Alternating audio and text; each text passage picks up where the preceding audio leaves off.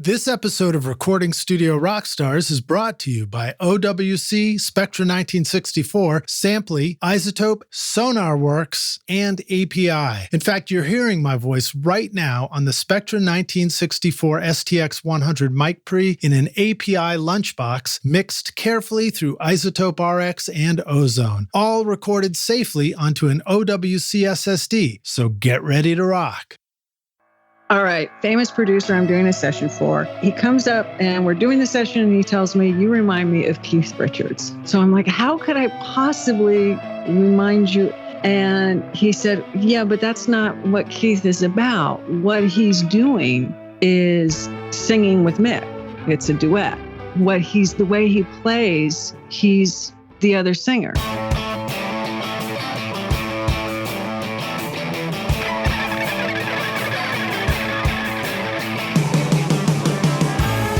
Welcome to Recording Studio Rockstars. I'm Lid Shaw, and this is the podcast created to help you become a rock star of the recording studio. Before your band hits the studio, it's smart to have all the songs and notes in one place. But setting up a shared cloud folder can be frustrating. There's always someone in the band who can't seem to log in or wants to use a different platform. Sampley.app makes it easy to add collaborators to a project so that the whole band can upload new songs and make comments before the session. It's file sharing that was specifically built for music. Just upload a voice memo or song and start commenting. Sign up for your free account with 2 projects now at Sampley.app or use the coupon code RSR20 to get 20% off the first 3 months. Want to know how I get a consistent sound quality mixing hundreds of episodes of Recording Studio Rockstars? Well, I've been cheating all along by using Isotope RX and Ozone on every single episode. Right now, you're hearing RX declick, declip, DS, deplosive, voice denoise, Ozone multiband compression, EQ, and limiting on this podcast episode. Try out the subscription option with an extended 30-day free trial at isotope.com/rockstars or use the code ROCK10 to get 10% off any individual plugin purchase.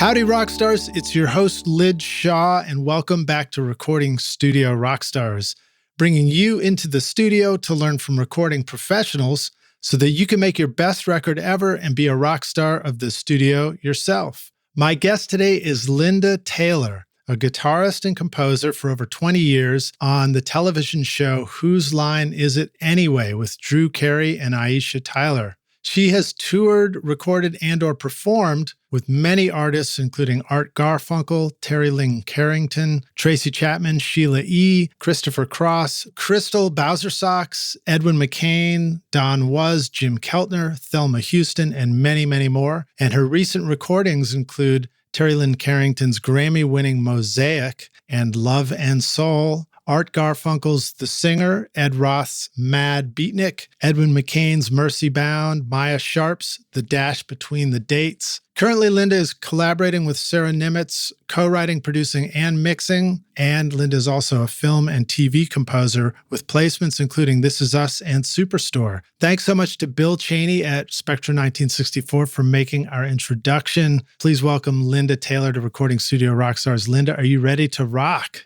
I am ready to rock. Let's do it. Great to have you here. And you know, you are a rocker yourself. Watching you play guitar, you definitely know something about rock. Yeah, I kind of feel pretty comfortable across every, style of music. There's few styles that would scare me off. And I'll try anything. So I'm having a hard time imagining what those are. Maybe like if you came to Nashville, if it was just like super twangy country or... Yeah. If I'm sitting there and, I go visit some friends in Nashville and they're like, can you give me some, Brent Mason? No. Nice. Well, no, I can't. I've definitely heard you play acoustic. I've heard you play an electric. You're a big fan of the blues and rock, but you've also got a little John Scofield in there, don't you? Oh, thank you. I think what happens when you go through life and you sort of get the music education, then at some point it feels like, rock isn't challenging enough, as if that could be true. And so I just started reaching out in R&B, and R&B takes you to blues and it takes you to jazz. And I think it was just sort of a lifetime of just keep trying things and exploring. Right on. Well, tell us a little bit more about your, background in your own words. Very excited to hear about your work on the television show Whose Line Is It Anyway and the records you're producing. But, give us a brief background into your introduction to music and how it brought you to this point of playing guitar and having a studio and recording professionally. Okay. Well, I started playing when I was 3. Right on. I know that kind of stifles a lot of people. I think what happened, my family isn't musical at all, but at that time, you might remember there were a lot of variety shows on, and it was good stuff. And it would be like Glenn Campbell or Hee Haw. So there was like guitar playing and music. And while my parents weren't playing any records and there wasn't really music that way, it was on television. And I think I just got exposed to a lot of stuff. If you remember, even like cartoons, there was a Jackson 5 cartoon. And, and then there were silly shows. There were the Monkees and Partridge Family, but still it was all music. And it was guys looking really cool playing guitar and sideburns and stuff. Not that I wanted the sideburns, but I wanted the guitar. So I think Monkees. That was just out there. You remember the Banana Splits? Oh, yeah. Yes. All right. And radio was hot then, KHJ in Los Angeles and Wolfman Jack. And there was just, I could find it, even though it wasn't in my family, I could find it fairly easily. My parents are sort of, an educated background. So immediately as I expressed interest, they found me a teacher. So I learned to read from day one. And so it was always this, very educated music background, which I've gone back and forth with. I've struggled with it because I feel like ear training didn't develop until later, because if I wanted to know how to play something, I would just go read the music, as opposed to what most people do is pick it up off the radio. So, I've gone back and forth. That being said, reading has got me a lot of work because I'm a reading guitarist, and that's fairly rare. So pit work, like for plays and stuff like that, different types of session work. But anyway, so with that, just for clarity, pit work is a good thing as opposed to being in the pits when you're playing music. So pit work, rock stars, that would be you're in the orchestra pit while the show's going on right above you, right? Okay, that's right. Yep, you're under the stage, cold, dark, cockroaches, and you're reading music. Nice. Anything different about reading music for guitar than any other kind of sheet music? Guitar is, you mean just the difficulty in reading on guitar, or in terms of... however you want to answer that, whether it's just that it's a different kind of sheet music or it's written differently. I mean, I think a lot of people are familiar maybe with guitar tablature. I see. Yeah. First of all, it's not widely known, but guitar is actually voiced an octave below where you write it. So the C that is in the staff, when we play it on guitar, it's actually sounding the C in the middle of the piano. So middle C. Okay. Writing for guitar is a unique skill, but because I can play something on the 5th fret and I can play it on the 12th fret, and it'll be the same 2 notes and sound entirely different. So reading on the guitar is complicated by the fact that there's about 4 places to play one note. Mm-hmm. And so not only do you have to digest the music and read it, now you have to interpret it. Where should I play it? And should I really play it in the octave that they wrote it in? Because maybe that, maybe I'm doing something and it's like a rock thing and they wrote something that's kind of in the middle. Well, that's not the sound they want. So now I've got to figure that out.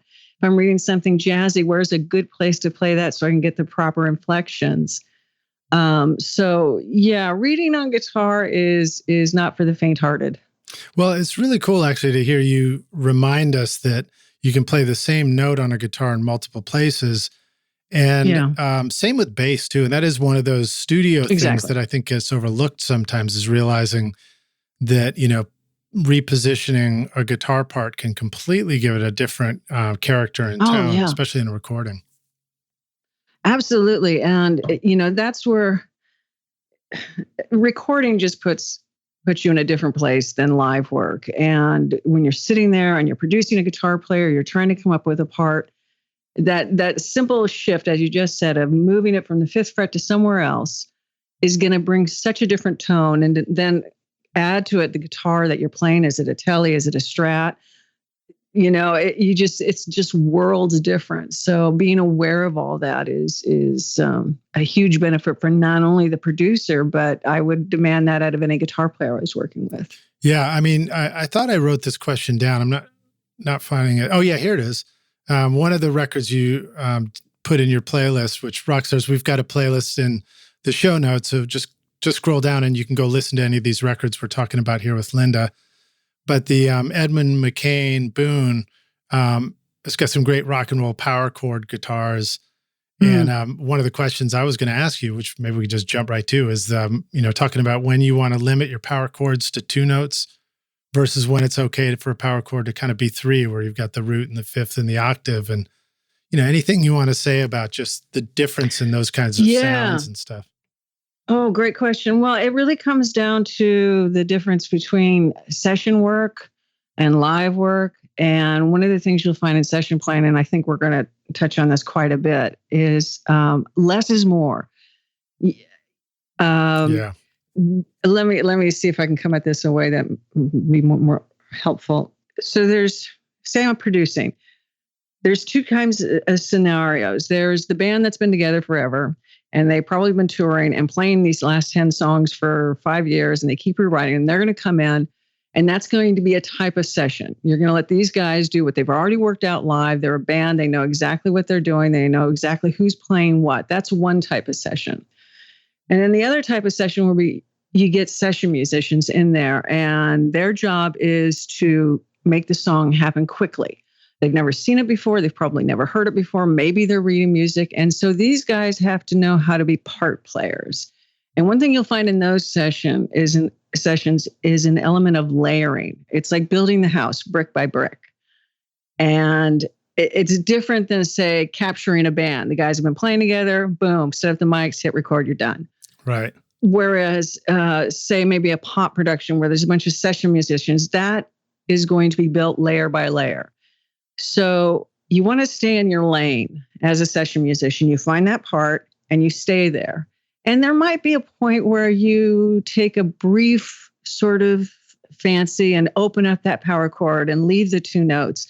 But you're going to do that when you're confident they have everything they need to build the foundation of the house. Does that make sense? Yeah. Yeah. So, and I've seen that with some session musicians here, where I'm sometimes struck by how conservative they might play as an overdub. But yet it turns out to be a great idea, because it does leave a great room, a great bed. It leaves room for the next part. And it's like what you're talking about, which is just knowing that you're trying to build a strong foundation for the song. And there's a time for soloing, but that may not be the first overdub you're doing. Yeah, exactly. I did a session for Keb Mo a couple weeks ago, and I think I played 3 notes all day long. Nice. I mean, I like to think they were good ones, but that, Kevin builds brick by brick. And I honestly, for the first couple hours you're in there, you're like, I'm not even sure what style we're doing yet, because it's just sort of feathering in the parts, and then come back 2 hours later, and all of a sudden we've got some overdubs happening and more layers. And by the time you're done, you hear it. But when I'm putting down those foundational parts, it really, you have to think that way. There is going to be so much that goes on top of this. And what seems really important right now is nothing more than a 2x4 in the foundation. We're not decorating the house yet. Yeah. Yeah. Even though it sounds like there's plenty of room to do whatever you want with the song. That's right. It might not be time. I wonder if, so one of the artists that I've recorded with here is a guy named David Rogers, who plays keys a lot with Keb Mo now. So I wonder if you guys are playing on the same stuff. That's possible. I wonder, because this is a step out for Kevin. He came out here to LA, and I think he's based in Nashville now as well. So I don't know if it was part of it was just one song. I don't know if it was part of a bigger project or what. Right on.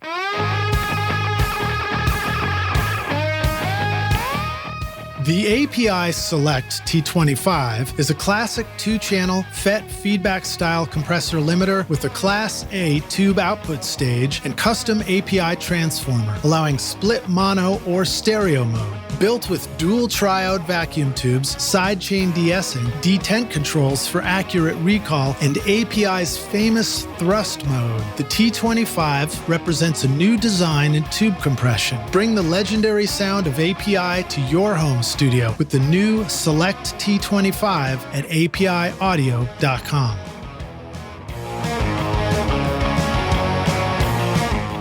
You've already invested in your speakers, headphones, and the sound treatment of your studio. So you're ready to make great music, but your mixes don't seem to translate to the rest of the world when they leave the studio. The problem is that the frequency response of your room is not allowing your speakers to tell you the whole story. SonarWorks Sound ID Reference can solve this for you by calibrating your speakers and headphones EQ and balance so that you can now make better mix choices. Start with a 21-day free trial at sonarworks.com.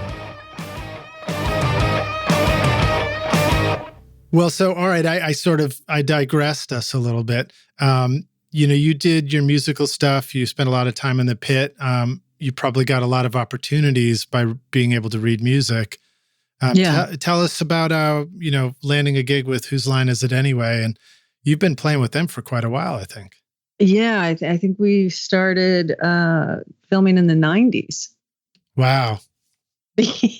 Yeah, it's give been us a an introduction to the show too. Sure. So this, because some people here may not be familiar with it yet. Okay, so the show is an improv show, and the actors, there's 4 guys up there, and they're just doing complete improv, and it's suggestions, and somebody will, 2 guys at a store and one of them trips over a fire hydrant, and they just improv. And where the music comes in is Laura Hall and myself are up there, and there will be musical games. One of the more noted one is something called Greatest Hits, where a couple of the actors are pretending like old style TV, the commercial, for buy this record featuring the hits, that kind of, And Laura and I will, whatever they say, reggae, jazz, tap dancing. They'll just name some crazy style, and we have to come up with something immediately. Oh, so you guys are improving too. I was wondering about that. Yeah. If you had a chance to sort of have your songs ready or not. No, what we do to prep is try to get sounds together. And it used to be, back in the early days, they would actually deliver me bags of CDs so I could just listen to whatever was current, whatever was in the top 40, and I could just sort of collect sounds and vocabulary that way. Oh, okay. Wow. Well, 808 sound like this right now, so I'll get a bunch of those ready on the drum machines. And we're playing a bunch of instruments. What started as Laura on keyboard and piano, and simply me on just guitar. We're on everything now. I've got keyboards in front of me, drum machines. I'm running actually Native Instruments machines, so you can just pull up a ton of patches. Cool. We've got, we're triggering all sorts of strings, and Laura's got guitars, and I've got banjos and ukuleles and mandolins and bass. And it's just like, and the vocabulary, I guess, for Laura and I is to figure out what is the one thing we can do now immediately that will sound like whatever it is they want to hear. You know? That's cool. Yeah, I imagine the guitar slung over your shoulder. It's just for looks these days. No, I'm kidding. The what? The guitar slung over your shoulder. It's just for looks these days, right? No, but that's so cool because, without having a TV show to prompt me to do this, I love to try and arrive at a identity and a personality of a song in the studio as quickly as possible. That's one of the thrills about starting something new. It's particularly a new song when you're just getting ready to track it with the band. So tell us more about that. What are some of the ways that you guys can, if I said reggae right now, What would you and Laura, what would be your first moves? Just because we worked together so long, I just know that she's going to do left-hand bass. It's not going to sound, I actually have had the privilege of playing with the Soul Syndicate guys. So what passes as reggae is not really reggae. You know what I'm trying to say? Yeah. It's sublime and it's so deep and it's so rich. But to answer your question directly, I do the skank, jank, jank, jank, jank. Nice. And she would, do the left-hand bass, put a couple chords in there, keep it very simple harmonically. We keep our forms very straight. We, if you watch the show, you can see we're yelling at each other. It's like a bad casual. We just, 4, 5. Oh, nice, nice. Around. Oh, yeah, yeah. That adds to the thrill of the moment. Absolutely, because we're trying to follow the actors, and depending on who's doing it, Wayne is insane at this. He's so fast. He knows exactly what he wants. And he very much directs us. He leaves us the breadcrumbs. We know he's going to the 4, he's going to the chorus, whatever. And we're just making it up and following along. When you start adding to it, like, we'll have a guest. So maybe it's Gary Williams singing with him or Jeff Davis or something. They have sort of a different feel. So now we're trying to follow 2 people. And yeah, it's like the worst open mic night in terms of trying to organize your thought. What about key? I mean, you must already know what keys are best for each of the actors. We'll just yell it. We'll just yell. I get asked this a lot and it cracks me up. Well, do you find out, my singer friends, do you find out their keys ahead of time? I was like, no, I'm running 15 instruments. I'm improving too. Sing, shut up. All right. So when you're doing the cank or the skank on the guitar, do you like to play it on the offbeat, which is where it's supposed to be, or do you like to play it on the onbeat like the guitar player in my first band? Funny. No, I try to keep it as stylistically germane as possible. Okay, nice. I like it. Thank you for elevating our vocabulary too by introducing germane into our lexicon so quickly. Okay, cool. So you just said lexicon and you weren't talking about rack gear. So. Yeah, well, thank you. Touche. All right, so you've got all this stuff, and I'm sure it's been an evolution over time. How often actually, here's a good question. So here we go, here's another word. How reticent are you to adopt new gear for this gig? Or how much do you prefer to stick to this tried and true stuff that's been working? Oh, yeah. No, great question. In terms of staying contemporary and current, that forces my hand with staying contemporary and current with the gear. Machina, I don't know how they pronounce it. I think it's Machina, if you're familiar with that hardware and software. That for something like this is just invaluable because the sounds, if you're a tweaker and you're a producer, you're not going to live on these sounds. But for what we're doing there, it's immediate and contemporary sounding. And I can just pull up a fast patch and everybody go, oh, yeah, that sounds like Beyonce. Sure. Okay. Yeah. So we do evolve constantly. And we want to keep it as fresh as possible. Now, some of the styles I'll throw out, 40s jazz. And it's like, the kids will love it. Right. It's just going to be what it's going to be.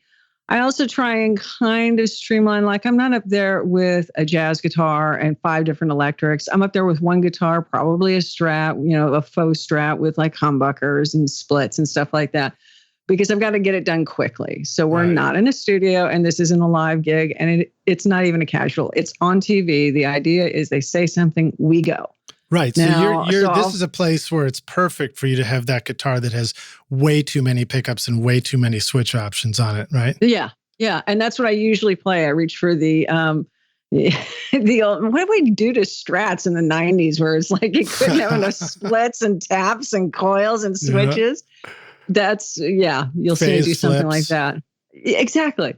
Because, jazz, okay, neck pickup and turn down the tone and flip something and tap dance. Yeah. As long as you play it to a Roland chorus, a 120. Jazz chorus, right. Jazz chorus, you're ready to go. It's weird. We've got to keep the volume at a ridiculously low level. So I'm always a clean amp, usually like a deluxe, and then about a coffin-sized pedal board. Nice. Really, and yes, I could do it with a Kemper, and everybody asks me that. Well, why don't you? Because I don't like the way it sounds.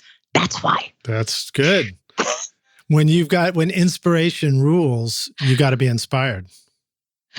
Well, you know what? It's funny. I mean, on one hand, it's like we're up there and it's TV, and while we are doing music, it's music as part of a joke. I mean, it is kind of like a casual. So you would think it would be easy for me to step away and just go, well, it doesn't matter what I play through. It's TV. It's not really reggae, you know, but it does matter. And if I'm holding a guitar, it matters. And I have to dig the sound. I have to dig what's coming off on the stage. And I like to think that the guys are really appreciating it. I mean, I like to think that Laura and the audience go, that sounds good. That sounds like heavy metal. That sounds like that rap tune I just heard, you know? Yeah. Well, if nothing else, they're enjoying watching you stumble around trying to find the right pedal on a giant pedal board, right?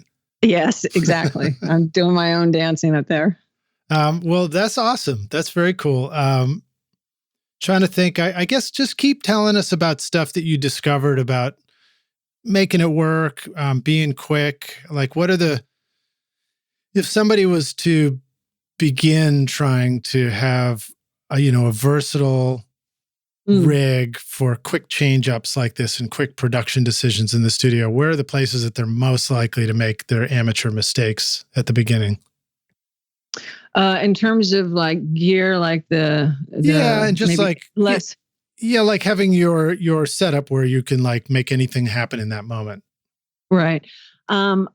With regards to session work, that is dependent on the type of session we're doing. If it's like we're going in for a few days to do basics on an album, then I pretty much know that the amp's going to be locked away in a closet and we're going to be working quickly. So, budget also, you're going to have a feel for what kind of session it is. So let's just figure, indie band, and we're going in for a couple of days to do basics. Okay, great. So I'm going to bring a clean amp or cleanish. I want a little spank on it. So maybe something a little Vox, but something where I'm really shaping the tone with pedals, because probably, like I said, the amp's getting locked in a room. I'm not going to be able to get to it.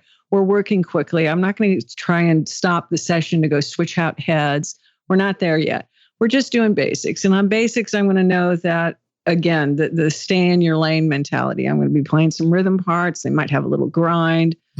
The flexibility and the versatility will probably come from guitar and pedals. So when you say Vox, AC 15 or 30 for something like that? Small. Well, for basics, I'd probably go with a 15, although the 30s sound better. A 30 would be a great choice. A deluxe would be a great choice for something like that. It's a known entity. All the engineers are going to know exactly what it is, what mic to put in front of it, how, what we're going to get out of it. I think for modern pop, I've been stepping away from Fenders right now. They're just sounding too clean and too saggy for me. So I always want to reach for something voiced like more Vox, something that has a little more mid cut, especially on a dense pop mix. You don't need that flub in the low end. It's going to be there. So just keep things focused. And I guess that would be what I would say with regards to gear, and maybe a lesser experienced guitar player, maybe bringing too much. You don't need all that stuff. Right, all the backup guitars. Maybe would you be more inclined to bring some extra guitars than bring the one amp, but a few guitars is okay? Yeah, for basics, it would be, one amp, maybe two, but probably just one, a variety of pedals. And remember, if we're just talking basics, there's not going to be any searing lead sounds. We're going to need a little crunch, a little grind. We don't need to bring out the, a bounty of digital modulating effects. So you can leave those home right now. We're probably going to be very dry or close to it. It's really just think in terms of layering. Understand what your part of the book is. Okay, which actor are you? You look down at your pedal board. What are you looking at that basics? I mean, you don't have to describe the full coffin for the TV show, although you can if you want to. But for the basics, when somebody's thinking like, yeah, what is the handful of pedals I should be thinking about to kind of start making sure at least I have a basic, good sounding rig for the studio? Okay. So like recently I mentioned the Kevmo session. I go into this and they've sent a demo, but it's not reflective of what we're going to do. And I know that it's just for form and just, chords and changes and stuff like that. So not knowing what we're going to do, I go in with a basic board, which is going to be maybe 2 or 3 types of grind. And maybe like included in that 2 or 3 types of grind, maybe it's 2 types of, of grind and one should he need a solo. Maybe a short delay, maybe a long delay. In terms of, the wacky stuff, I'm not bringing any bit crushing stuff or anything like that. I'll probably bring a wah-wah, but that's, I always have a wah-wah. A volume pedal just for quick changes. If there's any kind of washes that may, so basically, think of yourself on a blues gig. What'd you bring? You probably don't have a phaser. Maybe you do. And, there's nothing wrong with just having one big board and it has everything on it. That being said, I would recommend that it's been professionally assembled, because the more you put down there between your guitar and your amp, you're just, kind of little by little peeling away at your tones. So and most of the guys will do that. Just, one big board, and they won't use 90% of it for the basics, but it's just there for them. Yeah. Well, I dig a couple of things that I picked up on here. So a couple of different distortions. So you've got, having something that's sort of like turning the amp up a little bit more versus something that really gets super distorted, and more, I don't know, fuzz, distortion, indie rock, that kind of stuff. But then also the 2 delays, like having a short one and a long one, as opposed to just having one and hoping it's going to do everything. Because it is nice to be able to go quickly in the studio and quickly try a slap or quickly try something longer. Yeah, exactly. And I like to separate duty a little bit. And some of these hardcore digital effects where there's a lot of options, they're just a little unwieldy for me in terms of getting something quickly. So I'll just have like a old Ibanez, their old AD9 for a little slap, and maybe a memory lane or a memory man for a little longer, and that's it. It's very basic, nothing fancy, nothing weird. In my studio, I've got the Mac Mini M1 paired up with the OWC Mini Stack STX Thunderbolt 4 certified storage and hub expansion solution to connect to all my dedicated audio drives, sample libraries, and backup drives. It's the perfect size to stack with the Mac Mini and add storage and connectivity over Thunderbolt or USB. Whether you have the new or older Mac Mini, nothing stacks up in your studio quite like OWC. Find the new Mini Stack STX and all your storage needs at macsales.com/rockstars.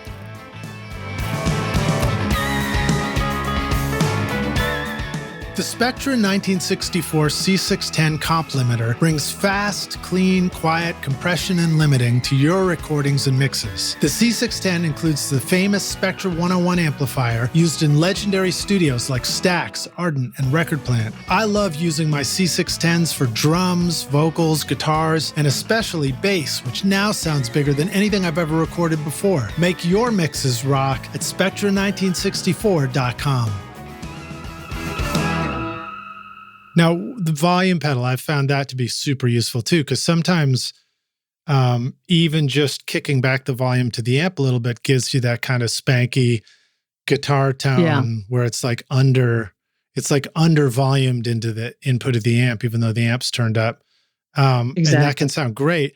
But where do you where's a good place to put the volume pedal? Should we put it at the end of the chain, or should it kind of go before the delays so that you can kind of swell into a delay sound? Exactly. I would always have it wherever in the chain it lives. I would have it before the delays. I usually run it off an expression port from the Vertex FX Boost, which I use it as a buffer. I rarely use it as a boost, but what I really enjoy about it is it has an expression port where you can run your volume pedal off a send receive cable, and it keeps the volume pedal, which is a huge tone suck, basically out of the signal. So there's a few things I like to keep out of the signal, just because it's the, if you've heard it, you can't unring a bell. And there's a lot of like tuners, they're true bypass. And it's like, well, I don't know where half of my sound just went, but I think it's the tuner, So I'll keep stuff out of there, regardless of what their specs say. If I hear it, I heard it. So it's gone out of the chain. Actually, with the little clip-on tuners now, those are great. Yep. They're wildly accurate. They're wonderful. It's like you just one less pedal to bring. Why do you need a tuner on the ground? Put that thing on. Yeah, I've been using those snark tuners are great. Sometimes they're frustratingly a little bit fragile, and sometimes they seem to leave the studio after a session, but they're also affordable. So I just get another one. Which is good. They just mysteriously leave the studio. Isn't that strange? It's the strangest thing. But if you're lucky, then sometimes things mysteriously adhere to the studio after a session too, to just trade off the difference. Okay, cool. Let's talk more about the guitar in the studio. So I know on the other end of it, if you're bringing your rig to a session, then the engineering might be left up to somebody else, but you're recording a bunch in your own studio as well. Do you have a name for your studio? Do you have something you like to call it? Rubicon Music. Rubicon Music, right on. And when you're recording at Rubicon Music, I know you have some great videos where you talk about you actually using the Spectra 1964 STX series. Yeah. Talk a little bit about using those, what you've discovered, and also how would you put the mic? I don't think was in the video, but what would you use for a mic, and how would you mic up your amp? Real tone dependent, real song dependent. I have a nice variety of preamps. I've got a couple 1073s, a couple 312s, the Spectra stuff. So I have the 600 and the 100. Well, you have the 100D, I think I saw in the picture. Yeah, too, right? The 100D, exactly. Yeah, which is for discrete rock stars. Discrete rock stars.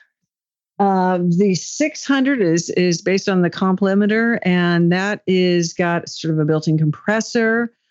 All preamps have a personality. I think of them as guitar amps. So what are we going for here?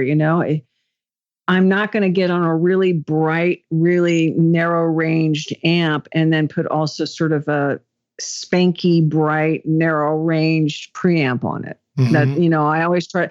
That being said, if I'm, say, using the 1073s, okay, that's, based that I have BAE based on the Neve 1073. Okay, think of a preamp as a guitar amp. That would be a Fender. It's big, it's saggy, it's rich, it's warm. So maybe a nice blend for that would use that, put a 57 through that, mix and match your flavors. So it's really dependent. I was using the 57 Royer combination for a long time.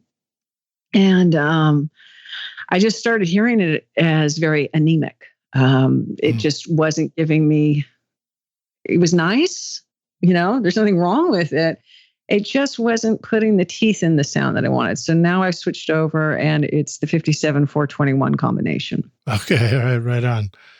Yeah, 421's got a nice mid-range sort of punch to it, doesn't it? Yeah. And so what I'll do is the 57 will be, edge of cone, right? 421 sort of angled, so 45-degree angle coming at the center of the cone. And that has been fail-proof. I mean, surprisingly, I like it on everything. And I always think to myself, well, we're doing this soft little jazz cue. I'll use a Royer. It's like, no, I'm not. I'm sticking with this. Right. It's what I'm hearing right now. And would you take each individually onto its own track in Pro Tools, or do you like to blend them together and sort of commit to a single track? Okay. Separate tracks. Yeah. Separate tracks. And I rarely find that I'm doing anything fancy once it's in Pro Tools in terms of, I'll bring the 57 down. No, they're equal. It's just like, that's the sound. The two mics placed the way they are, the two preamps. And so I don't fuss with them once they're in Pro Tools. Nice. Do you ever find it useful to stick them on a stereo track so that it's sort of one unit, or do you just keep them on 2 mono tracks? Yeah, 2 mono and just group them. Cool. It's easier. Stereo would just confuse me. It's a guitar. How could it possibly be stereo? Well, I was recording my guitar with dual amps, which was kind of fun because I rediscovered my old Boss Super Chorus with the stereo outputs. And I was like, oh, hell yeah, we're going to use that. Oh, yeah, absolutely. And that would be that's a perfect example when you really want that sound. I've got one of those beautiful old Korg G4s. It's a Leslie simulator. Mm-hmm. It really does this. I mean, the thing is 12 inches by 15 inches. It's not like you're going to put it on a pedal board anytime soon. But yeah, 2 amps with that. That's great.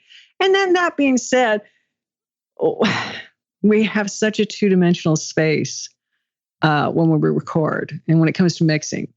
So is this wildly spacious, swirly-dirly guitar really going to live there? Is it a solo guitar piece? Because maybe it will then. Right. But if it's in like a dense pop, you're not going to use that. You know, you gotta think forward to what we're doing. I mean, record all you want.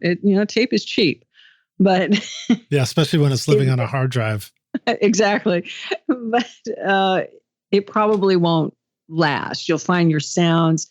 It's just sort of the cruel irony of recording, I guess. You come in and you're so proud of this big, badass, huge, gorgeous sound.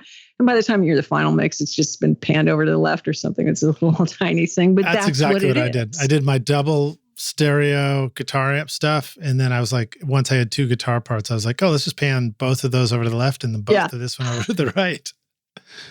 But so much for that. It worked. And what was really fun is I got my, I had an old Mutron phaser pedal that I got repaired and good God, that thing sounds great. That was fun to use. I have one too, but it's not stereo. No, mine's mono. It's mono, but who cares? It's just sounded great. Oh, it sounds wonderful. And, it's like the old car, you just got to love it. You turn it on, half your volume goes away. It's awesome. Yeah. That's exactly what happened. It kills part of the volume. I guess the phasing actually cancels out a bunch of frequencies. But it's, and the other thing that's funny is when you start getting into modulation effects, it's like the less is more kind of goes out the window. It's like, you turn it up, like you take trem or whatever to what you think it is, what you think it's going to be, what you're going to use live, and then it doesn't really translate. It's like when you're recording, you really got to hit that stuff harder. Yeah. Or you can use more than one modulator, and you start getting into like, what the hell is that territory, and then you like right. It. Yeah. So, what are some of the things that you heard from the STX, like the 100D? And the 600, like how did they sound different from each other? And if you feel like it, talk about in your video, which I've got a link to in the show notes, Rockstars, you just sort of talked about how to set the levels on that too. Yeah, Bill was very specific about this. He's very hands-on. He obviously has this just great passion for the gear. So it's very much get in there, dig in, get the red lights blinking, and then just back off a bit. The interesting thing with the 100D is the huge amount of headroom. I was able, when I'm doing that video, I just keep cranking and it's like the red lights, and it's still clean. Yeah. And it's capturing things and it has to do, and Bill explained it to me, I don't have the tech on the top of my head right now, just the enormous headroom, and the range of it. And so it's just letting transients go by that other preamps would clip off. Right. And so what surprised me was 100D, like my de facto standard for acoustic guitar is a Sheps mic into the 1073, into an API 550. And this is actually not the order, into an LA2A. So pre-LA2A 550B to open up the top end. And I love that sound. That's, I always feel so glad when I can dial in an acoustic and it sort of works from day to day, because acoustic can be just squirrely. Yeah. The 100D surprised me. I think you and I exchanged a couple of emails on this. It was like great on acoustic, and I wasn't expecting that. I thought it was going to be a little harsh. I thought it was going to be a little brittle, because acoustic, depending on how you're playing it, you need the transients. They always record muddier than you want. Yep. So you want the transients, you want the top end. And I was just thinking it's just going to be too flat. It's not going to have enough smudge in the middle. It's not going to have enough sag. And it was terrific. I was so blown away by that. So I use it quite a lot for acoustics, for a different flavor. If I have to have two acoustics on a track, you really want to voice them differently. It's not just the part, but the tone needs to be different, or you're just going to get this, wash. Yeah. The 600, I would use that for like where I'm going a little lo-fi. I want the sound a little smaller, a little grungier, right in the middle there. Maybe it's going to be a lot of guitars. Maybe it's a rock track. So everything can just sort of take a more focused sound. Like it's a little more mid forward or something, right? Yeah. Yeah. If I was going to qualify a preamp, like a guitar amp, if I was going to make the comparison, like the 1073s or a Fender, the 600 is definitely your Vox, like your AC-15. It's kind of right in there. Nice. Yeah. And I'd noticed that with just the straight up STX 100 as well against the D. The D, it's like, it almost feels like lower gain and more breathing room. And the 100 feels like it's sort of brings it right in your face in a good way. They all sound great to me, but just different kind of characters. And the thing I enjoyed about using the 100D, so Rockstars, these are 500 module units, so you can just slide it into your rack. But when I was recording some electric guitar through it, I felt like it made me want to do kind of clean guitar indie rock. I was like, oh, this sounds cool again, instead of sounding like I just need to reach for a distortion pedal.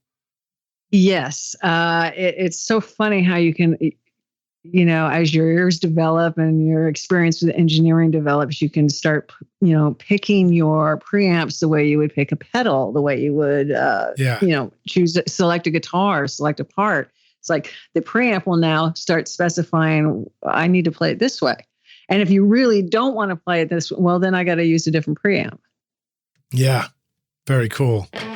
50 years ago, William G. Dilley introduced the world to his revolutionary new dynamics processor, the Model 610 Comp Limiter. A truly unique device, the Model 610 was not only the fastest, cleanest, and quietest of its type, but was also capable of providing completely separate peak limiting and compression functions. Today, Spectra 1964 introduces the Model C610 Comp Limiter, described as the most versatile piece of audio gear you can buy. Great for adding control and power to everything from vocals, guitars, and bass to mixing and even mastering. The C610 gives you the same massive sound that rocked legendary studios like Stax, Arden, Advision, A&M, and Record Plant. I'm using the C610 on every record I make at the Toy Box Studio, and you should too. You'll love it. Go to Spectra1964.com or call 801-797-0642.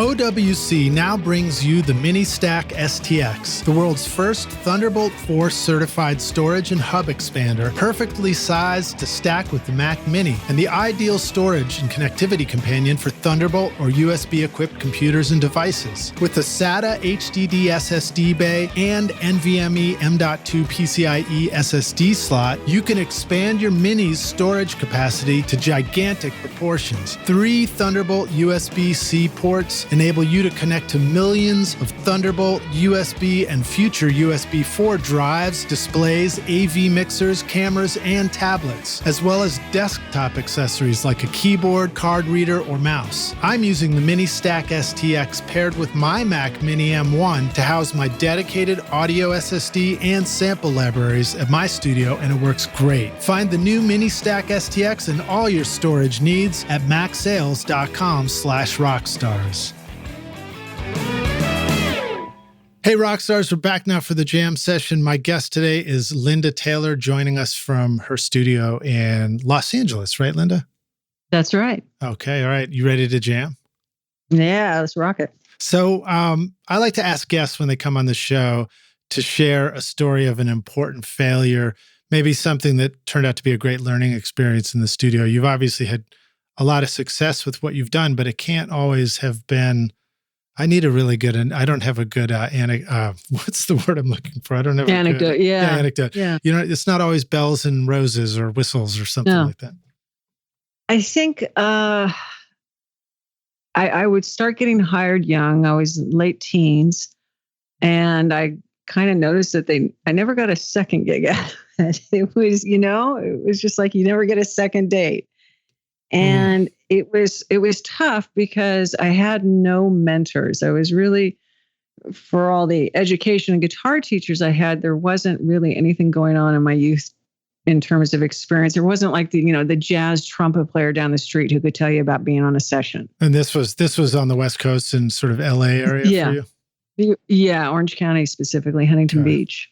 And it was just sort of a mentor-free zone. I just kind of was fumbling around, I bought Jimi Hendrix records because I thought I heard of him and he was supposed to be good, so I should check it out. So it was a lot of just floundering. And I think one of the big disappointing, I really felt strong that studio work is exactly where I want to be. I never felt like I want to be in a rock band specific to that. I've done a ton of touring, and it's a young man's game, and I'm happy to let them do it. I don't need to be on the road anytime soon. So session work was really what I wanted. And I just couldn't crack the code on it. And finally, I think some engineer was like, you just need to sit down. And I think the problem was I wasn't dissolving into the song. I was playing it like a guitar player. We were sort of touching on this earlier. There's a place for the overdubs. There's a place for the celebrity. And there's a place where you stay in your lane and you understand the layering that goes on in session work. And I think that was my mistake as a young person, as a young guitarist, is playing like a guitar player and not playing like a musician, not hearing the song first, hearing the guitar first. Yeah. And we see that in young musicians, and that was my problem. I think session work is sort of like pouring a glass of water into a river. The glass of water disappears, but the river is more.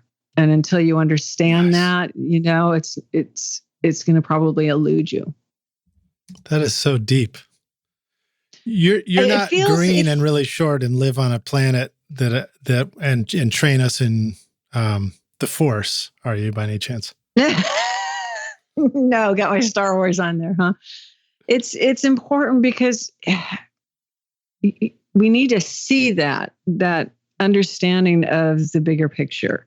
And even like in the scenarios we were discussing earlier where, okay, it's the band and they've been together and these are the 5 songs they've been playing for 6 months right now. Yes, that may not be session musicians. We're talking about something different, but still, they've got to stay in their lanes. They just can't go in there and just be bashing. There is an organization to it. It's a very small space. The final wave file, it's 2D. I know we're going to just leave Dolby Atmos out of this part of the conversation. It's coming, rock stars. I know. We're using very limited space, and everything needs to be very specific about where it is, whether it's a frequency range, whether it's a part. It has to be perfectly balanced, low against high and rich against thin. And if people come in and don't understand the bigger picture of what we're capturing, that's where it's going to be a problem. You have to understand the importance of the song and the fact that you're now part of the river. You're gone. Yeah. It's about the river. Yeah. I'm always struck by how often I'll, play a guitar in a part and I'm feeling the part and I've got the thing and I sort of feeling this attitude, and the very best version ends up almost being like just simply trying to play the part accurately, rather than anything else, rather than like a bunch of flourishing extra notes or more passing tones or more stuff. It's just like, oh, when I just simply tried to play that really cleanly, it sounded great, Yeah. Yeah. It's always surprising because you think, well, this is boring, but it's not going to be. Mm-hmm. It's going to be that guide. I mean, you think of any arrangement, any production, there really isn't any flailing. Nobody's just going off and doing something. Okay, short of jazz. What about the Grateful Dead? I'm a fan. Come on. Yeah, but in the recordings, I mean, sure, live, right. In the recordings, that's what we're talking about. Yep. You know, still, you know, one guy is doing this and he's going to do that. Okay, sure, for 4 hours because it's the Grateful Dead, but he's going to do that. And the other guy is going to do this. And there is an element of, okay, here's a good one. All right, famous producer I'm doing a session for. I'll do this without dropping names, but it's fun. He comes up and we're doing the session and he tells me, you remind me of Keith Richards. And I'm like, okay, first of all, Keith Richards is God. And it's not just because of the same age, you know, he's God. How could I? And what Keith does, it's like, that's not really my wheelhouse. All the capo, the open tuning, that's really not where I live, you know? So I'm like, how could I possibly remind you? And he said, yeah, but that's not what Keith is about. What he's doing is singing with Mick. It's a duet. The way he plays, he's the other singer. And I thought, well, whether or not that's true, and one of the great things about a compliment is you can let it, you know, fill your ego for a second, but then you can use it as a learning device. You know, is that true? And if that is, then I need to continue working on that. And that comes to the focus of the part. You know, you think Keith's up just, you know, throwing stuff down. He's not. There is a focus to where he's playing. He's got Ron's back. He's got Mick's back. Everybody's in their lane. And that's where it comes together. And I don't know why I totally digressed. I think because the Stones just keep going by my Facebook readers. It's all right. Well, it makes me think of a couple of things. One is, you know, first of all, great to be compared to Keith. And if it wasn't the capo, maybe it's the fact that both of you could climb a coconut tree, fall on your head, and just get up and be fine after that. But you know, one of the stories I remember hearing about Charlie Watts is that Charlie, what he had in his drum wedge monitor was Keith's guitar. Really loud. I remember hearing that. And I thought that was cool. And it's almost like you're saying, like, Keith's listening to mixing and then he's translating that to, you know, the musical outline of the song. And then Charlie's listening to that to make sure that he's locking to that. And, you know, it's a reminder that the parts we play, they really can be informed well by whatever's the focus of the song. So if Mick's going to be singing, then you really have a chance to inform what you're going to do with that. And I know I'm still talking here, but where I'm going with this is those times where there is supposed to be an overdub, a solo or something in a production, and it hasn't yet happened. So when we're recording and we're leaving that space for a guitar solo, do you feel like it's better if somebody can solo in real time while the band's backing them up versus just having a band sort of play a bed and then solo on top of it? Is there an opportunity missed if we don't have somebody really going for the lead at that same time? I suppose you could argue that from pure musical communication, you know, and that would be a very good point. You know, the feedback. When I solo, I always think of it as conversation, you know, so I want to play a couple of things and let the band react to it. And what I say next is going to be based on what they reacted to. That's all lovely and flowery sounding. It may not be the reality for a pop song. Well, first of all, when was the last time you heard a guitar solo in a pop song? Right. So before we go too far, but I think just in an arrangement like that, where let's just say just a, you know, good old fashioned pop song, nothing fancy. And so there's going to be an 8-bar guitar break. That's not going to be reliant on the same level of communication between the instruments, especially in pop. I think helping the listener stay focused. If there truly is a guitar solo, then I'm just going to sort of chug behind it, or maybe whatever the part is that I played in the verses and the choruses isn't going to change, because let's face it, the solo will probably be over a chorus. So there's no reason to come up with something new. The solo itself will be the new element. You have to pick your elements carefully. Is that really true? Are most solos over choruses? I kind of feel they are, but again, when was the last time you heard a guitar solo in a pop song? Well, I'm producing an album right now, and I can't remember the last time I played a solo. I don't know. I mean, yeah, I'm thinking pop song. I mean, everything I'm doing is with bands, you know, kind of rock band stuff. So yeah, that's about as pop as we get. But pop has become bass 808s and hi-hats. That's what exactly. What is it? Yeah, what does it mean anymore? The genres have sort of gone homogenous. You know, when you say rock, I kind of feel like I know what you're talking about, but it's a pretty broad thing, pretty broad range. How would you describe the music that you enjoy the most? That's a tough one. I like it all. I really do. We're in such a good place. There's so much out there. You know, sometimes I'll surprise myself, you know, I'll be surprised, you know, I'll listen to something which I think is like some silly little, Justin Bieber tune, right? Just fluff, nothing. It's not going to stick with me. It's not going to live with me. And then I'll hear it again and I'll be like, this is a really good melody. And what a creative arrangement.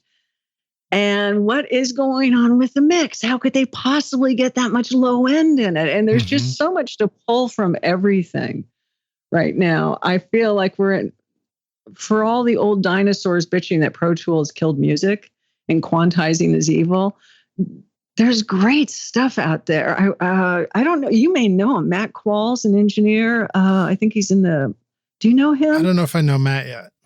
Future guest. Memphis era. Future guest. Oh my God, he's doing amazing stuff. Hardcore rock, like just over the top, engineered to death. I mean, just every piece of hardware he can throw at it. I guess if I had to compare him to something, think like Sean Everett, that kind of really engineering where the sonics are as much of a player as the song itself, you know? And he'll send me this stuff and I'm just blown away. It's like, you got guys bashing in a room. I can hear 4 distinct electric guitar parts, and yet I can still hear an acoustic. How are you doing that? There's skills and all these styles, and I'm stealing from everybody. I couldn't possibly say one thing I like more than another. Well, one of the best things that ever happened for my musical taste, you know, after I think earliest, many best things probably would have been meeting somebody who introduced me to music that I'd never heard of. So that would be a best thing. Coming to Nashville and being in a city full of, you know, country recordings and stuff that I was never interested in, being surrounded by being surrounded by it enough until finally all of a sudden it clicked with me. Oh, there was something I need to learn here, you know, and then discovering this whole world of creating that kind of in-your-face, loud and proud sound and being intrigued by that. And then having kids around and the kids want to listen to the new music and it's like this pop production. And, you know, Gwen Stefani was one of probably the first pop-produced records that I listened to where all of a sudden I was like, whoa, how are they doing this stuff? This is really cool. This is amazing. And et cetera, and you can use it as inspiration. And sure, it's Gwen Stefani, but you're going to walk away being something grabbed your ear in that, and you're going to find you're using it into your rock recordings. And there is so much information out there. And I mean, we're probably similar age. You didn't have access to the level of information, you know, we have now. No, it was a record store and friends and big brothers and stuff, or big sisters. Exactly. And I was watching, it's one of the websites where I don't want to name any names, but you like mix with the masters. But I'm not naming any names. That's actually exactly what it's called. Yeah. They had Phineas on there. Oh, cool. Yeah. Right? Thank you. Really cool.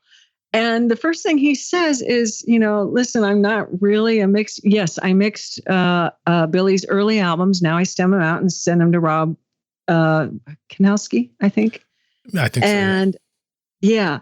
And he's like, but, just as a matter of course, no, I didn't mix this one. I stem it. But then he goes through and he opens up the session and he's showing you how he came up with all these sounds and what he was thinking and how he did it.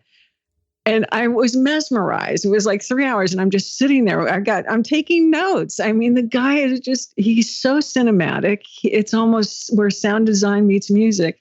And then I start reading through the comments and it's just a bunch of guys going, well, this music's quantized. This isn't anything. He didn't mix it. It's like, guys, you're missing the point. Do you realize the information that's coming out of this? He's telling you how he built these sounds. So maybe you're just a mix engineer. Well, now you have an understanding of what he's going for, and that's going to help you shape, get this huge low end. How do you get 3 808s into a track and make it all work? It's just, there's so much information out there. I'm stealing it all from everyone. I like it all. Well, it's fun to do. And then you have such a unique opportunity on the TV show to try and reincorporate all those styles and productions and sounds, because you have to be able to basically cough it up at a moment's notice. I'm sure somebody's going to reference a Billie Eilish, production, and you're going to have to be playing that in a moment's notice. Exactly. And then, Billie's a great example. Well, which one? Right. What type? I mean, she's very cinematic and it's very far reaching. So like, how would you nail that one thing that would immediately sound like Billie Eilish? And now that you suggested they're going to do that, I'm going to be stuck. Well, and I just Googled it. The power of Googling live on the podcast, Rockstars. Yeah. Rob Kinelski is the mix engineer for that.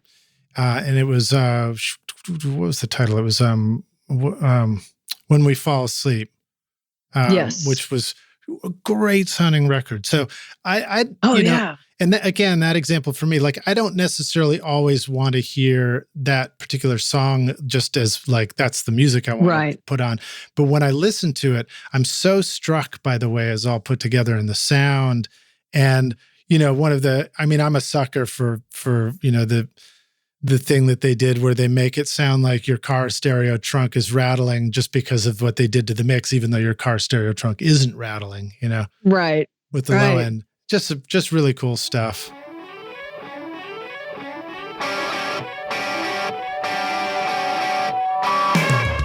The first rule of mixing is make good mix choices. To do that, you need to be able to hear your music clearly and accurately.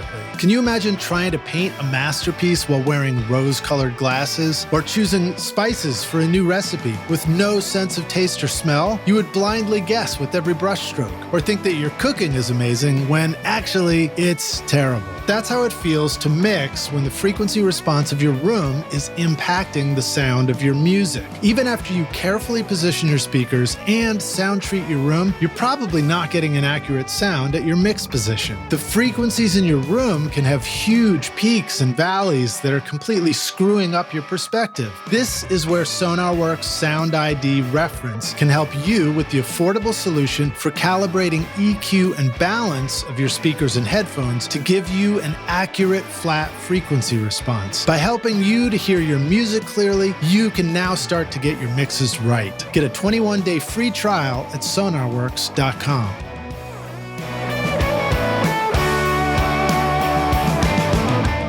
The API Select T12 is a 2-channel, all-tube Class A microphone preamp designed with API's proprietary AP2516 transformer on the input stage and a custom API transformer on the output stage. Built with the 12 AT7WC and 12 BH7 dual triode vacuum tubes, the T12 represents a new and exciting variation on API's classic preamp technology and provides you with unique tonal options for your studio, handling a wide range of recording applications, including stereo operation. Carefully engineered to provide classic tube performance and sound, the T12 brings you API's famous warmth, punch, and clarity in a new design, including a 5-year warranty. Check out the new T12 Tube Mic Pre and T25 Tube Compressor at apiaudio.com.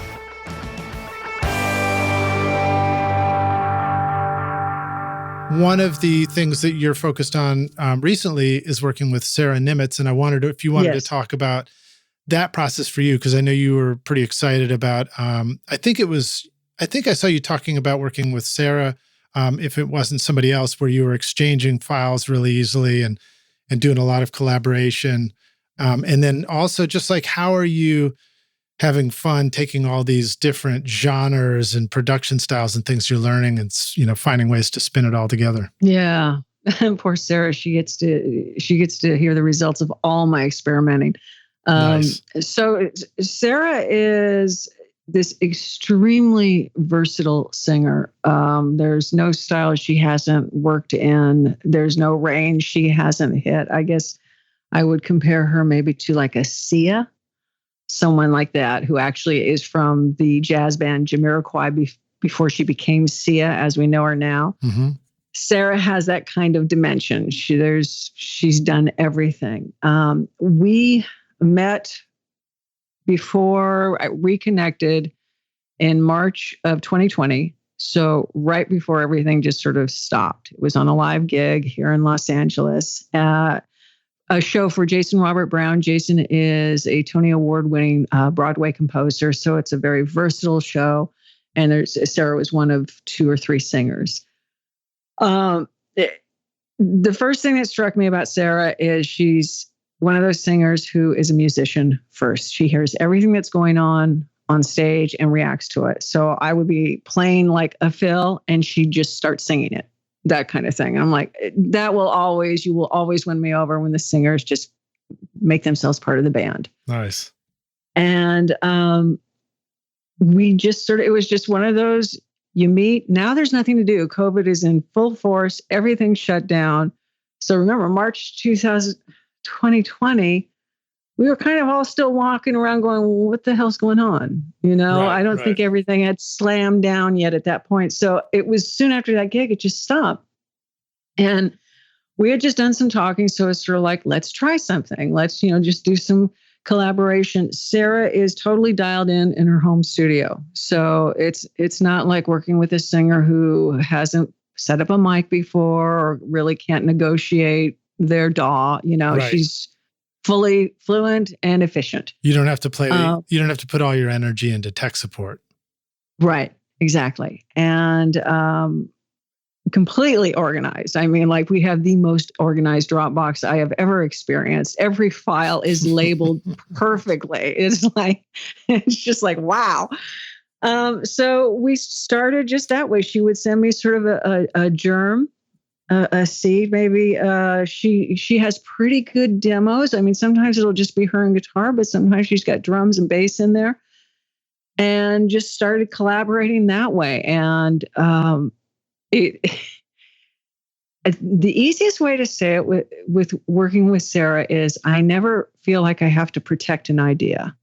I can just have an idea and it'll float or it won't. And then we move on to the next idea. It feels like the most unique sense of collaboration that I think I've had professionally. It's just give and take. And half the time I'll start texting some great idea to her in the morning, and 5 minutes later no, don't do that. That's totally stupid. Let's not do that. Wait, that's the response you get, or that's what you conclude on your own? No, that's what I conclude after I text her 5 pages of this great idea. Then I go, no, scratch that. Great. So it's just sending a lot of files, and we've been doing that since then. And we put out, I think, 5 or 6 singles, and now we're in full production on her next album. So we've been doing everything. So this is indie, and if it doesn't come from us, then we've got to pay for it. We've been doing everything ourselves. All track recording. The only thing I don't do is I throw files over to my friend Ed Roth for keyboards. I can handle the stupid stuff, but when I need the connective tissue, I need him. Mm-hmm. And I've been really happy with this, but now I'm looking forward to getting in the studio and letting the songs breathe in the hands of other musicians. So we're working on new material, and I can't wait. I think it's going to be a blast. It's really fun for me to do all those things. It's fun to play everything and collaborate with people and send it back and forth when I do that. And it's also really fun to take a song that's been outlined where there's still some room to grow and then just go into the studio with the band and let it come together. And let it come. Yeah. Now, but what you said, that's the kicker for me. I don't want to get in there and, studio time being what it is and indie budgets being what they are. I don't want to not know. So we're doing our usual thing, the bouncing of files back and forth and writing this way and arranging this way. I want to have them fleshed out. It can be, fake guitar parts. It can be just rough right now. And I'm not going to kill myself mixing it or anything. I want it sketched out so I can hand it to the musicians. And maybe more importantly, she's going for a specific sonic on this. So I need to capture it now so I can talk to the engineer about it. Yeah. What feels like a good pace for you in the studio with a band like that when you're feeling ready for it? Do you have a way to know if you're hitting that benchmark? I feel like we should be able to get this in 2 days. She wants to do it live. I mean, Mike's in the room, bleed, the whole thing. She's actually an artist who can do that. Is this a collection of songs or is it a song? We're starting writing her next album. So we may incorporate a couple of the songs that we've already released and just redo them, re-record them, but it'll be all new material. So a full album, 10, 12 songs, I'm guessing. Yeah. Cool. So I guess a good pace would be, I feel from the producer number crunching end, we should be able to get this in 2 days, maybe 2.5. Overdubs can be handled at our own studios. We should be able to knock it out in that amount of time. And so it's like, you get ready to do a song, you dial in a few sounds, and then the song has been captured in like a couple of takes. Yeah, absolutely. And the important thing is that the sonics are going to remain the same. So whatever we dial in, I mean, there's going to be some pre-work and maybe I go in with the engineer and we start getting drum sounds the day before. Once it's set, now we're just recording. Yeah. We've dialed in that. I want some experimentation. I want to go for it, just artistically. Yeah, put her on a mic that absolutely collapses under her power. That I want that kind of grit and that kind of grime to it. Let's talk about that. What would be a mic that you find useful for a voice like hers? God. She has a huge range. She's got a great gravel in her voice. I'm hearing like a tube, maybe an old Telefunken. Maybe a C12. I don't know what they'll have. Again, indie budgets. I don't want to be like, $20,000 into rentals. Right. Would you guys, would you isolate her in a separated room with headphones, or would you try and do a headphoneless session altogether in one space? I think we're going to go for it. Headphoneless. That's what she wants. That's what she's talking about. Nice. And, I think it's going to be one of these things you get it. And mixing will be kind of not that big of a deal. There just won't be much you can do. Yeah. And that's the best part. Yeah. And you got it, Well, it's really fun when you get to make records where most everything comes together in that moment, because then all the energy just goes into performing. And it's just like, just perform a thing, perform a thing. And then you got a collection of things, and the best ones are the ones that rise to the top, Yeah, absolutely. Let me see. What was I going to say about that? And then Rockstar is one of the beauties of the recording studio Rockstar's Time Machine is because this will come out later. That session may have just happened. Yeah. So when you're doing it, I was also going to bring up a tool that I've had a lot of fun with for that kind of sketching and the back and forth process, and sending an idea in the morning and texting it to somebody. Have you tried out iZotope Spire and Spire Studio yet? Are you familiar with that one? Is this it's like a little disc. It's like a very small portable recording. It's like a round cylinder that's battery powered. So you can link that to your phone if you want to use the actual Spire Studio to plug a mic in and plug your headphones in, and it becomes the recording studio. Or if you don't have that yet, you can just download the app and do some overdubs right on your phone. But it's cool because you could put down an idea and a melody without even having to go to your studio and then text it over to interesting. somebody, and then they can put their harmony or their part on it or try some things out. And it's interesting. It's cool. Yeah, we've been I mean, because we, thanks to COVID, there was nowhere to go. So we were both in our studios all day long. But now that things are open, Sarah works live a lot. Mm-hmm. So that's interesting. But mostly we're pretty gutter about it. Just sing into the phone. Yeah. Just text me something, Yeah, I'm using the voice memo app so much more now. Oh my God. It's so great. It's so great. You're just right there. One of the things that I really enjoy doing to try and use it is because I kind of, how you pick up your phone and they let you swipe over and you can take a photo kind of instantly, but always like a moment slower than the photo op happened. But right. I wish they did that for the voice memo thing, because that's way more useful to me. What I want to do and what I try and do is I'm in this control room and there's a playback happening and that idea comes, man, just bust open the voice memo app, sing right into it, like right then and there, because that brilliant idea you've got is going to, if it's not gone by the time you press play again, it's at least going to turn into that thing, the version of it that you didn't like, Right, exactly. So capture it voice memos is, I live by that. And half the time, it'll be exactly what you're describing. I'm sitting here in front of Pro Tools and I come up with an idea, but I'm working on the drum part right now, but I come up with an idea. So I just lean down, hum into it, and then you just share it. You just airdrop it to your Pro Tools session and bring it right in. It's the best thing. Yeah. Yeah.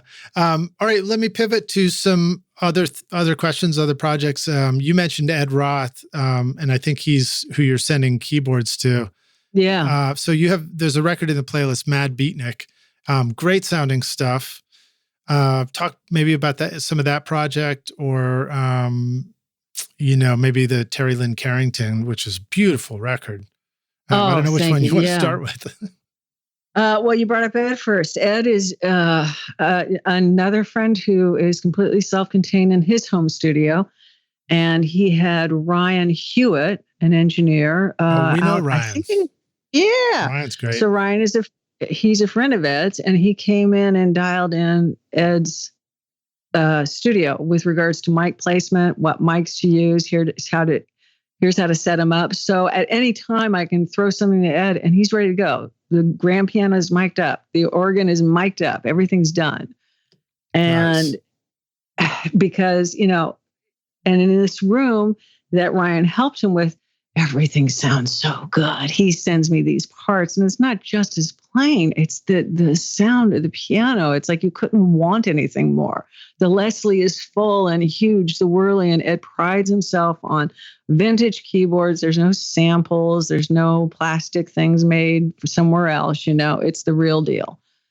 And it's just a joy to work with him. And when we were doing his album, I went out to his studio a lot.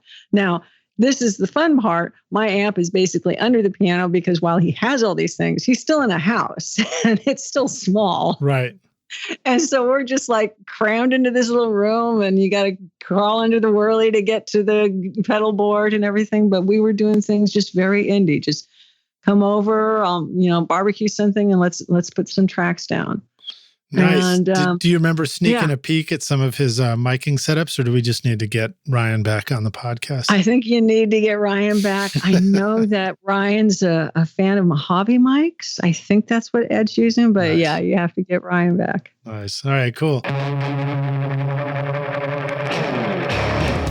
Have you ever wished you could remove the click track bleed from a singer's vocal mic, the sound of shuffling feet from a full choir, or clicking noises from the valves of an otherwise brilliant trumpet solo? These are just some of the incredible things I've been able to clean up, edit, or remove from a recording using the magic of iZotope RX. Great for mixing with a collection of plugins for your DAW to manage plosives, clicks, S's, noise, buzz, reverb, breaths, and even guitar fret squeaks, with a set it and forget it simplicity that lets you focus on your creativity in the studio while you let iZotope handle the audio challenges. If If you've ever wanted to truly feel like a magician in the studio, then iZotope RX is your magic wand. Try out the subscription option with an extended 30-day free trial at iZotope.com/rockstars or use the code ROCK10 to get 10% off any individual plugin purchase.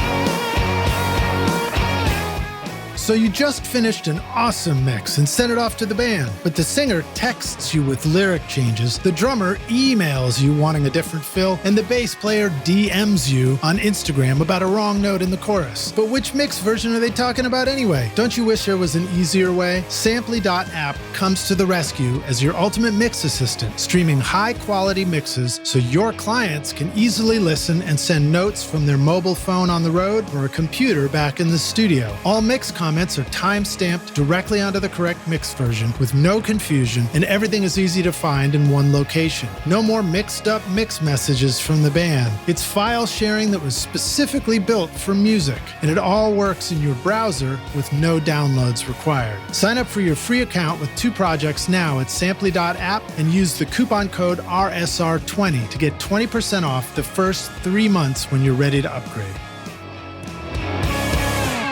Terri Lynn Carrington, Mosaic, is a triad. Yeah. I think that was one of the songs on it. Just sounds beautiful. Wondered if you wanted to talk about doing that. That was one where I jotted down a little John Scofield note to myself because I think he had some cool kind of modulation effects going on and stuff like that.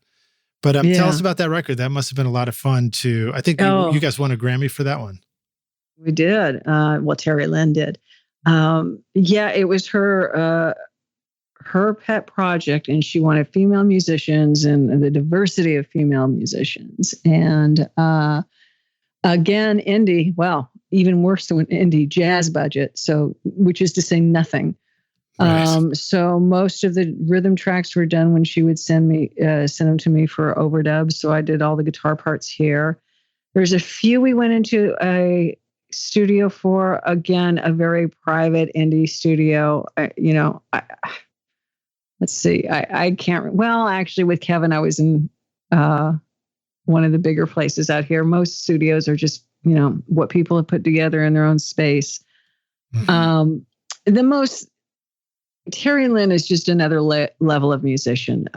If you're not familiar with her, she is, I think, the head of Berklee Music. She is a jazz drummer, but another level of jazz. And she does, we're doing a track. It's almost hard to talk about because I don't know if I can put it in words very well. She's intense, and there's no 4/4 here, and there's no keys that you recognize, and it's all odd meter. It's all very quick tempos, lots of reading. And I'm shedding hard. She sent me the music ahead of time before our session, and I am hardcore shedding. She's writing the voicings that I'm going to be playing on acoustic guitar. It's like, I don't know how I'm going to reach these. A lot of homework, a lot of shedding, and a lot of stressing. And finally, I get in the studio with her, and there's this one part I'm playing, which is just so difficult for me. I'm really sweating. And she comes over and she's just standing next to me. She's sort of humming the part and just sort of, rocking back and forth. And there was something the way she was doing that. And I kind of had this epiphany where it's like, there are no bar lines. There are no keys. It's just notes. It's just a melody. Just play the melody. Stop trying to put parameters around it. It was, there is no spoon moment, I guess. And I have those experiences very infrequently, but she's that level of musician. I can't imagine that, it would be like working with Herbie Hancock or Miles or something like that. It's just another level of musicianship that, the easiest way for me to say it is I don't know that I'll ever be good enough to know how good she is. Yeah. Wow. Yeah. It's interesting hearing you talk about the next level of musicianship. I forgot whether it was which bass player it was, but my brother was talking about learning about his rehearsal, where it was like he would just go and he would just play an open E on his upright bass, and then he would spend 45 minutes adjusting his posture or something, and that was his rehearsal. It's like, it's so next level. It's just like, wow. Or maybe it was the other way around. It was like, it was nothing but just almost like a yoga practice and play a single note, as opposed to, what I would do, which is like, what was that thing I learned? What were all the notes of the pentatonic scale again? Yeah, I've been really lucky to work with some extraordinary musicians. And I was actually telling this story. In support of that album, we wound up playing the Hollywood Jazz Festival, Hollywood Bowl. Cool. And this was back in the day. Bill Cosby hosted it. So to date it. Right. A ways back. And I had been on the road with a singer-songwriter, so not exactly taxing my harmonic knowledge, not exactly taxing me musically. Singer-songwriter, just a duet, 2 guitars, that kind of thing. And we had been out for quite a while, so it wasn't exactly like my jazz chops were bursting, babe. And Terri Lyne calls me for this gig. I'm like, I don't know how I can say no. I just don't know how I can say yes. How am I going to prepare? And a couple of friends are like, well, you played on the album. That was a year ago. They've been on the road with it. They're jazzers. It's 15 times faster now. Wow. It has, it's done that shape-shifting thing that jazzers will do to a song. It doesn't matter that I played on the album. I'm not going to recognize it. Yeah. So and you're getting ready to just play a single gig with it, right? Yeah, the Hollywood Bowl is just your one set, and it's 2 or 3 days, I think.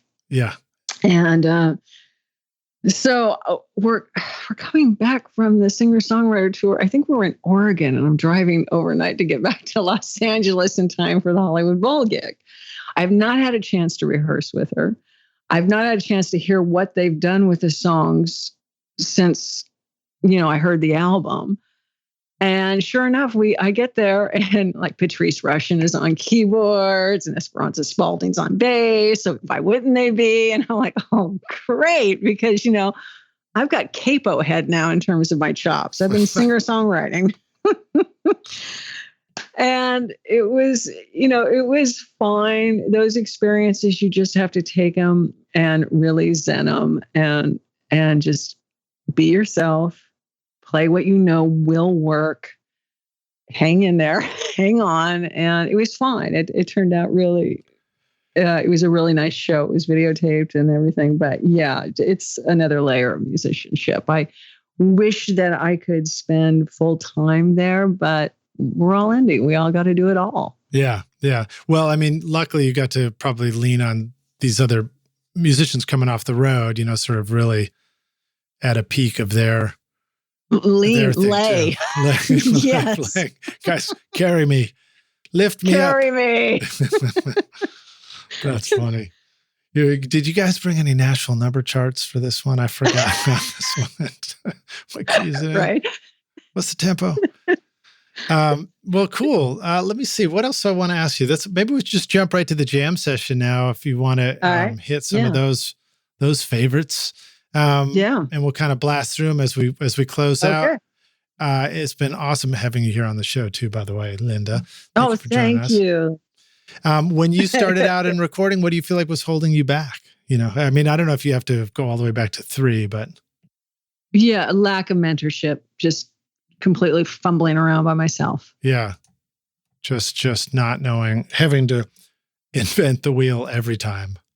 Yeah. Basically, and having to learn by just doing and making crushing mistakes. And let's face it, in this business, you don't want to make crushing mistakes because you're as good as the last thing you did. Yeah. So tough road. How about some of the best advice you remember receiving? I guess I would come back to, how to fall into the song, to become invisible to the song. That would be the best advice. Okay. How about another recording tip, hack, or secret sauce, something the rock stars can use on their very next session? Yeah. Pare down your rig. Focus. Smaller amp, less gain. Don't get too mired down in pedals.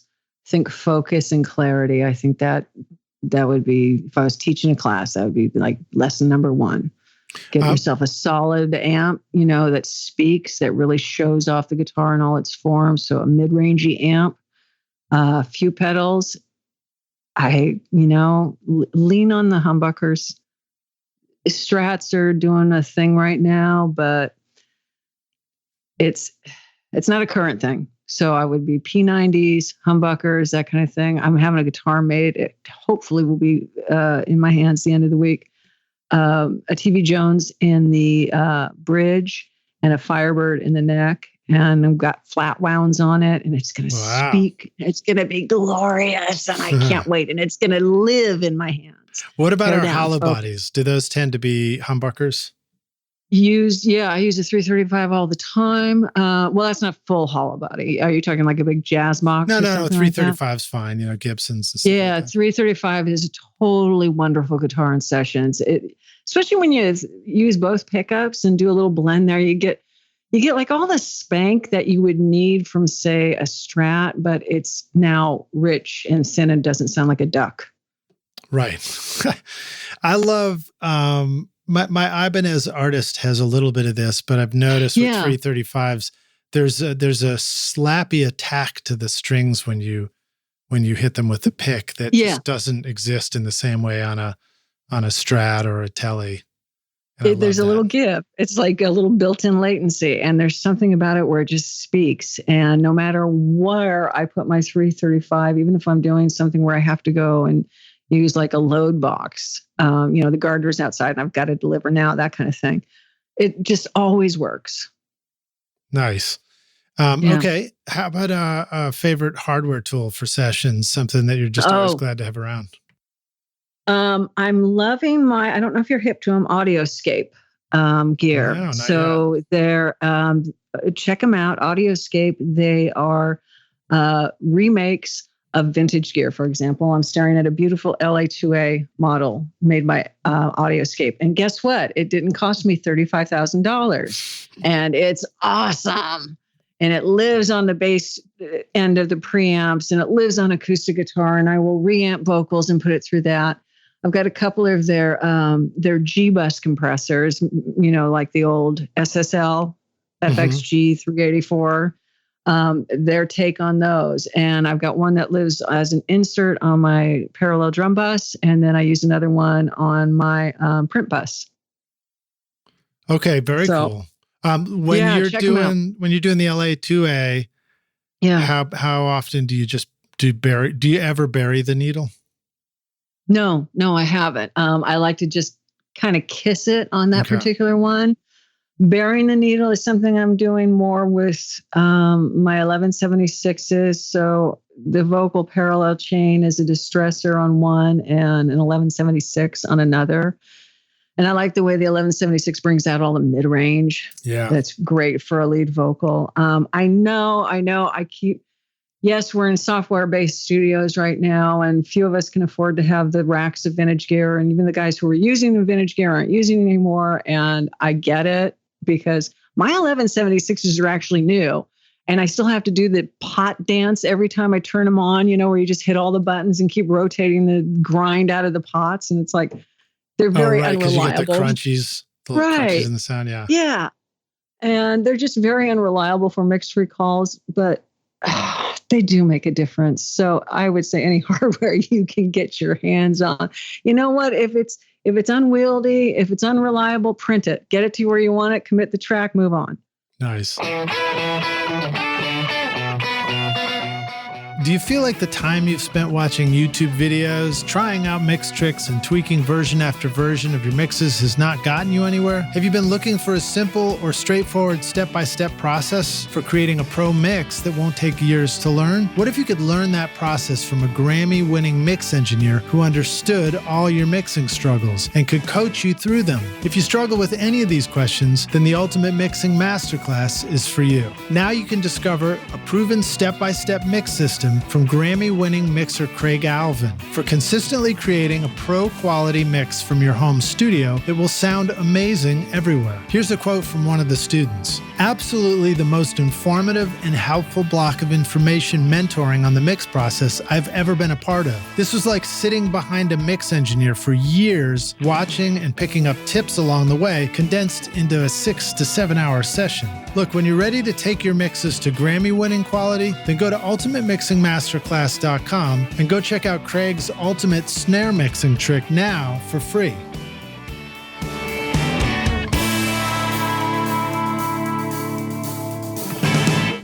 With the LA2A, I feel like the first thing I learned was to, something like that would sound amazing on a bass, for example, and you just have the needle move a little bit, and it's just really does a nice thing. Same with vocals. But then I remember I was working with a producer who said that the big star acoustic guitars done at Ardent were LA2As that were just buried. The needle was just completely buried in there. And so that got me really intrigued. And occasionally I'll do I don't know if you ever do any stuff with the 1176 where the input knob is dimed all the way up, but it's just an incredible distortion on vocals. It's a lot of fun to discover that stuff. Just watch out you don't blow up your speakers or your headphones. Oh, seriously. Yeah, no. I think one of my engineer friends told me this, and you would know, the LA2A, isn't it basically just like a preamp? I mean, I know it's a compressor, but it's like design-wise, so you could just... I don't know. All this stuff just makes me happy. I'm supposed to know everything, but I really don't. Well, you cut that part out then. No, that's great. Okay, awesome. So Audioscape gear. Okay, cool. We'll check that out. And then how about a favorite software tool, something that's you're excited about? I just got hip to the Kit plugins, the BBN105. It's a modeled console, channel strip vibe based on one of the consoles at Blackbird Studios. And it's got this saturation thing that is really cool. And I haven't gotten that kind of saturation out of any other plugin. Wow. So Kit, K-I-T? KIT plugins, and it's called the BBN105, and they're like $100. What's not to like? Nice. And it's got this saturation. Check them out. I think they have like demos and everything. Check it out and jam the saturation. It's like, that works. Cool. Dude, awesome. Yeah. How about a resource or a tip for the business side of this for the rock stars if they want to do music and recording for more than just a hobby? Man, find yourself a mentor. Find yourself somebody, a generous engineer who's going to sit there and listen to your mixes. And, I have a friend, Larry Getz, who's just that. And we're about the same age. And we do the same thing, except I came up as a musician and he came up as a recording engineer. So he's actually the guy who can solder together the console.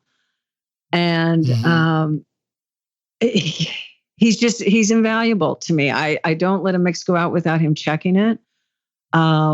He's the guy, I need this 80s reverb and listen to the snare and what's the reverb? And he knows, he can tell me what it is. It's just that guy who did it at the time we were doing it all the time, full time, when it was always analog and always a big room. He's one of the few guys left who knows how to mic drums.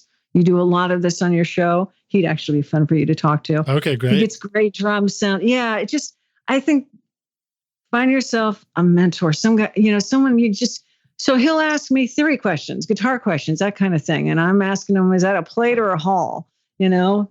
Find someone like that you can bounce back and forth off of. Okay, cool. You're prompting me to remind the rock stars of our Facebook group because I like the way you just said, like, how do I get that thing? So rock stars, if you're not in our group already, it is, what is it? Actually, I just realized I don't remember the link. I think it's just, if you go on Facebook and search Recording Studio Rockstars, you'll find our group. It's also rsrockstars.com/FB. That should take you there. And I think we have it in the show notes. But what a good idea for a way to use that. If you're curious about a sound, feel free to go find, and this to you, rock stars. Yeah, go find a record that you like. Go, like, how did they get that snare reverb? And people will love jumping in and come, offering feedback or knowledge like that, because that's a great way to do it. Totally. You have to have that. How about a tip for the organizational side of making records, or an online resource, some way to keep our shit together, like your friend. You know what? Who was that? That was, sorry. Oh my goodness, I'm going backwards. Like Sarah was so good at. Yeah. Oh, you know what? Dropbox is invaluable. I find that so easy to use. A lot of my friends like WeTransfer. I find WeTransfer a little annoying, I think, because you have to thank you. Dropbox is just easy. I can preview something. It's great. I have a few colleagues who don't understand that you don't have to sync. And so I upload 5,000 files and I go there the next day and they're gone because they downloaded them and then deleted them. Yeah, you don't share the folder, Rockstars. Just send a link to the folder. There you go. That's the kicker. The other one that is so helpful is, and I think any DAW would have this, the little comments section in Pro Tools, in your track listing. Just keeping track of what guitar I used, what were my amp settings, that kind of stuff. You go back and you revisit, like we're working so quickly right now. There's 5 songs in the air. We're working on an album. We're writing, we're arranging, we're recording, we're re-recording. It's just sort of helpful. I don't want to have all little Post-its all over the studio, although I do. But yeah, keeping track of stuff like that in the comments section is very helpful. Okay, cool. And don't share your folder. And don't share your Dropbox folder. I share it with my assistant. If it's somebody that you have to put the thing in and take the thing out together, that's the person, but not everybody else. Yeah. Okay, so we'll go to our closing question now. We're going to take the Wayback Studio machine, and you get to go back in time, and you go find. That was rewinding the videotape, by the way. Go back in time and find young Linda at 3 years old, maybe older than that, and say, "Look, Linda, here's the single most important thing you need to know to become a rock star of the studio yourself one day." What advice would you go back and give yourself if you could? Well, there's a quote attributed to Miles Davis where he just says, "Just listen," and whether or not he said it. And it sounds simple, but I think it's really key to everything. Everyone in that room, you're going to go in that studio, and everyone in that room has got experience and different than yours. And you just listen to everyone. They're going to have feedback. They're going to have advice. Some of it will be good. Some of it won't. Some will be less valuable. But when you think about it, just listen is just sort of great advice for anything in music, whether I'm playing it and I'm listening, or I'm listening to what the artist is actually saying. Maybe they're not acting that way, or maybe they're not saying it correctly, but they are letting you know what they want. A lot of people can't talk about a guitar part. They can't say, "Yeah, give me a skank off the 12th fret and just like a 6/9 voicing." They'll be like, "Oh, what's that stuff that, Prince used to do?" Just listen. You know what I mean? Just listen. And I think I spent a lot of time in my youth not listening enough and just trying too hard to be the groovy guitar player. Just be the guitar player as opposed to being a musician and listening. So that would be my advice. And you just reminded me that you played with Sheila E. That was one of your credits in the intro. I was just reading a book. I'm going to butcher the author's name right now, but I'm reading a book about Prince written by Dwayne, if I remember that correctly. And so that's how I started my day today. So glad to hear you mentioning that. Sheila E., I did a corporate with her, and she was on drums, kit, not percussion. Holy moly, does she have a groove. And this is just like we're sound checking, and she's not being Sheila E. rock star. She's just being a musician. She's just sitting there and putting that snare exactly where it grooves so hard. Then she goes out and she does show Sheila, and it's all big and fills and drumsticks flying through the air and everything. My God, what a musician. Yeah, that's awesome. I just remember the name of the author of the book too. It's Dwayne Tudal, Tudahl. It's a Prince biography? Yeah, it's called title is Prince in the Parade and Sign of the Times Era. studio sessions, Ooh. 1985 and 1986. So it's very specific. Oh, I need to get that. Oh, that was a great album. Yeah, and there's a quote from Susan Rogers, Prince's engineer for that time. Yeah. Well, awesome. Well, Linda, thank you for letting me digress whenever I felt like it on this interview. But thank you for joining us on Recording Studio Rockstars. It's an absolute honor to have you here. What a cool story. Just the things you've done with your music and your studio work and keeping this television show going for quite a while. It's very impressive. So thank you for joining us. Let the rock stars know, how can they go find you online? Where would you like them to go check out your stuff? And what if they're ready to make their next hit record with you? Oh, I'm out there. I'm probably more active on Instagram, and I think it's just Linda Taylor Guitars. I poke around Facebook a little bit, but Instagram is probably the easiest way, and I try and keep that updated. I'm out there. Yeah, hit me with your stuff. Let's make some music. Okay, awesome. And then anything coming up in television world that the rock stars should be tuning in for? We're going to, at the start of the year, start filming Whose Line again. They're going to roll us out, put our teeth back in, and stand us up. I love it. And I love that you have a shorthand for it. It's just called Whose Line. I love it. Whose Line. Great. Well, Linda, thank you so much. It's been an honor. Thank you. I look forward to meeting you in person. It's an absolute pleasure. I look forward to it too. Thank you, Lidge. Okay, cheers. Okay, bye. Thanks so much for listening to Recording Studio Rockstars. If you enjoyed the show and want to help make it better, then please share this episode with your friends on social media and leave a rating and review on iTunes to help the podcast reach more rock stars like yourself. You can click directly over to iTunes or go to rsrockstars.com/review for an easy explanation. And remember to hit the subscribe button to keep up with weekly episodes. And if you're ready to make your best record ever now, then head over to Recording Studio Rockstars Academy, where you can start with my free course at mixmasterbundle.com. And if you want more free content from Recording Studio Rockstars, all you have to do is go to rsrockstars.com/email. Again, that's rsrockstars.com/email to enter your name and email, and I'll keep you in the loop with articles, videos, podcast updates, and even free gear giveaways for your studio. Just look for the link in the show notes below. Thanks so much for listening, and thanks for being a rock star. I'm Lidge Shaw, and this is Recording Studio Rockstars. Now, go make great music.